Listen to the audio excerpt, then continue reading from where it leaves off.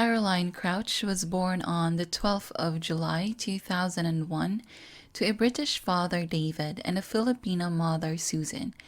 She was not only beautiful, but also a good student. She was fluent in Greek, French, English, and Tagalog.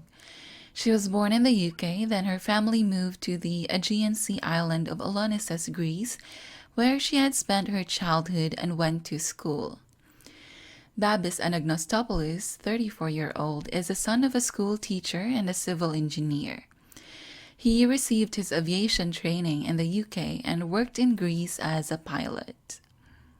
The couple met in the island of Olonisses when Caroline was just 15 and was still a student. Olonisses is a small island in the northern Sporades with a small number of inhabitants.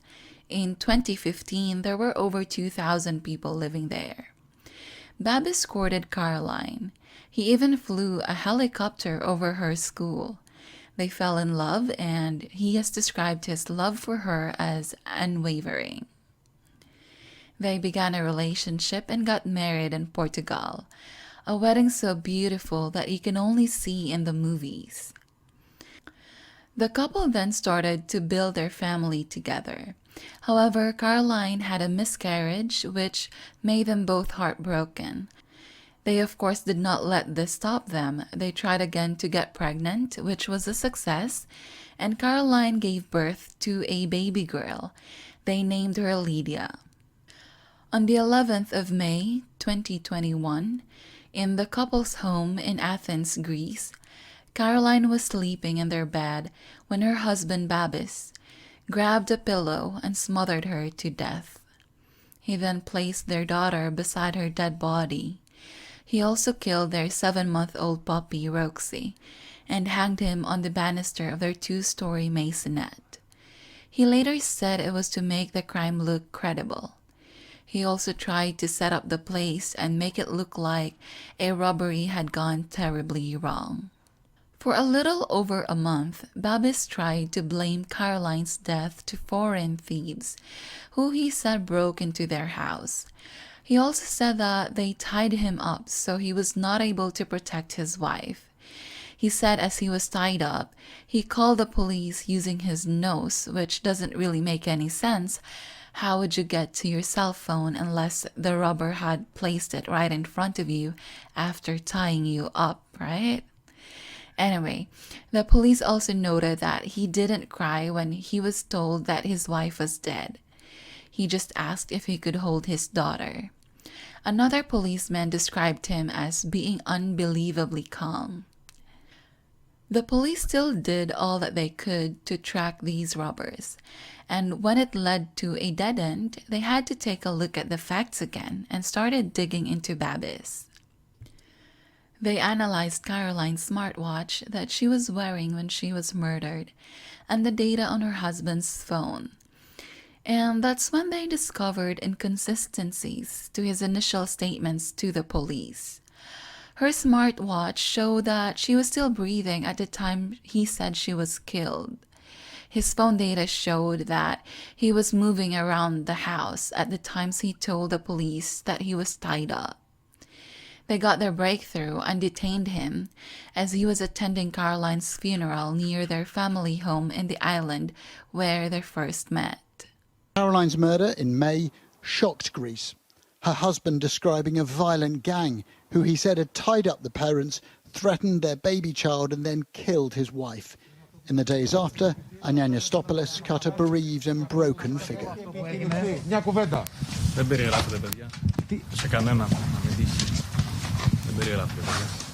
Τα παιδιά ξέρουν τη δουλειά τους, θα τους πιάσουν και αυτό που πέρασα εγώ και η οικογένειά μου και η οικογένεια της γυναίκας μου να μην το περάσει ξανά κανείς ποτέ.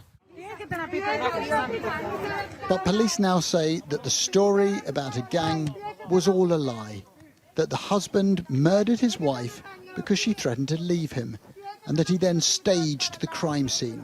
It's claimed that data from wearable fitness trackers showed that Caroline died hours earlier than her husband said, and walking around the house when he claimed to have been tied up.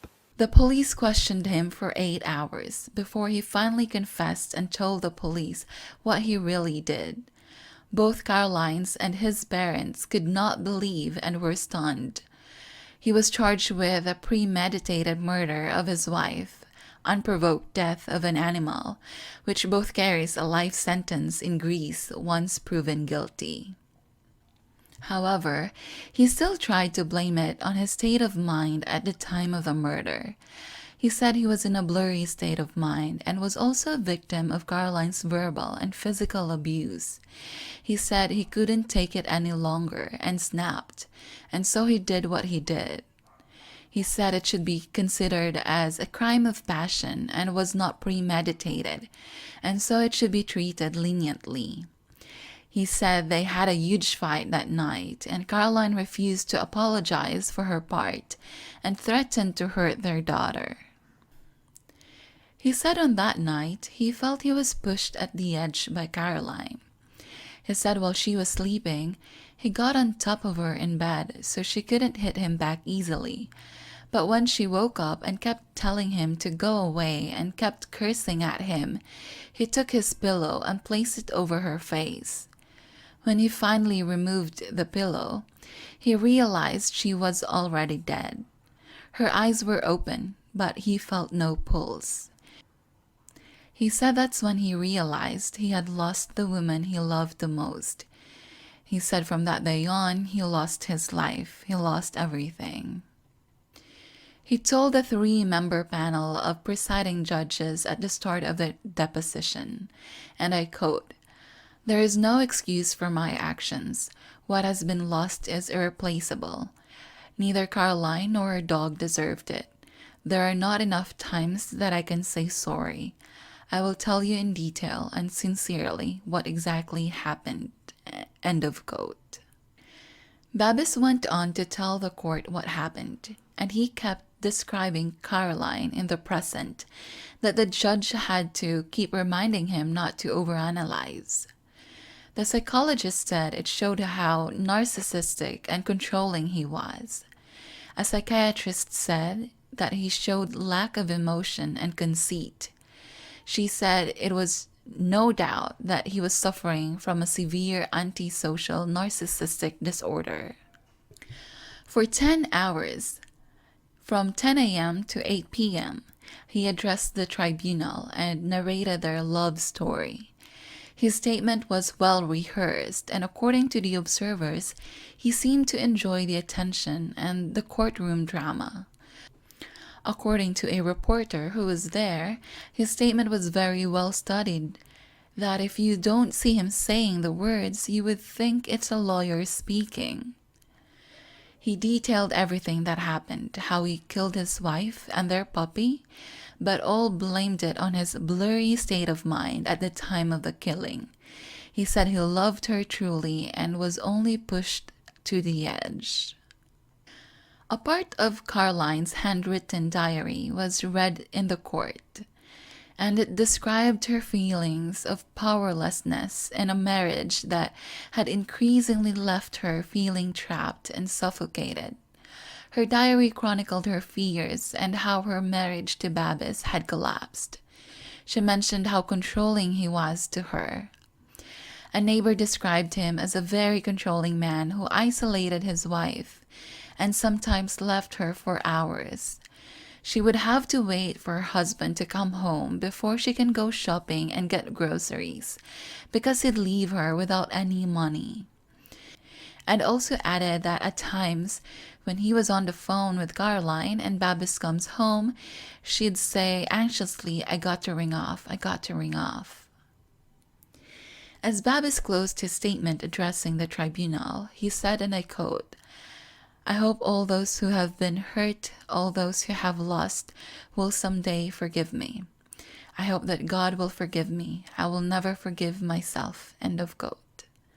He was found guilty and sentenced to 27 years and was sent to the maximum security of Korydallos prison outside of Athens in Greece, one of Europe's worst jails, where he will live with gangsters and terrorists.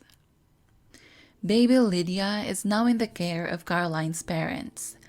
Caroline's father spoke to the media and said he was dreading the day he would have to tell baby Lydia that his own father killed her mother. They vowed that Babis will never see his daughter ever again for what he did.